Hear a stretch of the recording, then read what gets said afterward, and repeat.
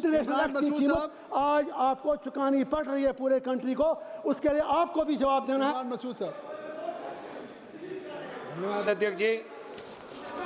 माननीय अध्यक्ष जी, आज जिस विषय के ऊपर हम बोलने के लिए यहाँ खड़े हैं शुक्रिया, वो बेहद गंभीर है।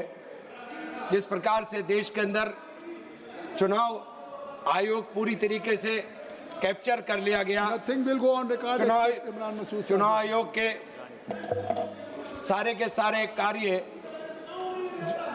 तमाम तर कोशिशों के बावजूद उनके ऊपर एक प्रश्न चिन्ह लगा हुआ है पूरे देश के अंदर।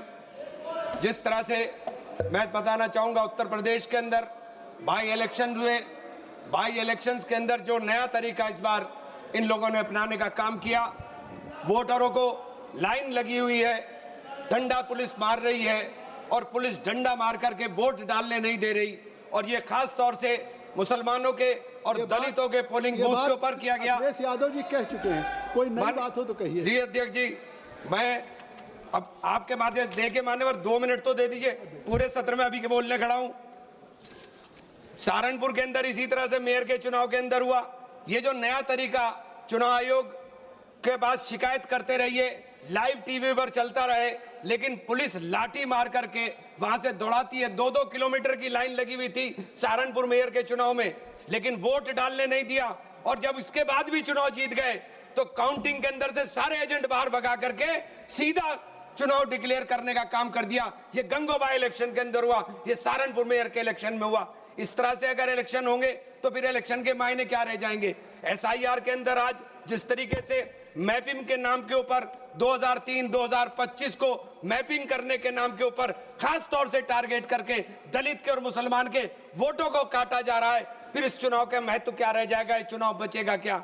जिस लोकतंत्र का सपना बाबा साहेब भीमराव अंबेडकर ने देखा कि जब अंतिम छोर पर बैठे हुए व्यक्ति को न्याय मिलना चाहिए और उसके हाथ में ताकत होनी चाहिए, वही देश का राजा पैदा करने का काम करेगा। राजा अब रानी की कोख से पैदा नहीं होगा। उस सपने को चकनाचूर कर दिया मान्यवर। आज अंतिम छोर पर बैठा हुआ व्यक्ति रो रहा है और सोच रहा है कि उसके अधिकारों का अतिक्रमण और हनन होने का काम हो रहा है।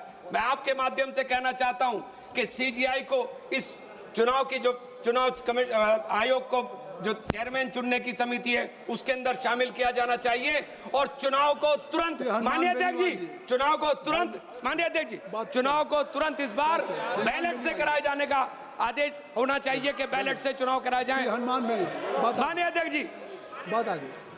3 मिनट हो गया, 3 मिनट, 2 मिनट, अब 3 मिनट। एक बुलवा दो साहब, माइक वही है, वही है, वही।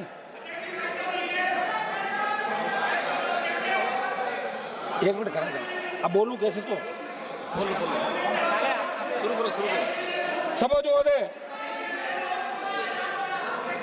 तो आप। माननीय अध्यक्ष जी, मैं आपके माध्यम से कहना चाहूंगा कि जिस प्रकार से राजीव प्रताप रूडी जी ने बात को रखा, मैं उनकी बात से सहमत हूं, लेकिन उन्होंने हमारी बात को ही डिटो कर दिया। उन्होंने बता दिया कि जो चुनाव हुए उनके अंदर बूथ कैप्चरिंग होती थी और उसके ऊपर रिपोल हुआ। अब रिपोल की बात नहीं होती, अब पोल ही नहीं करने देते तो रिपोल कहां से करेंगे।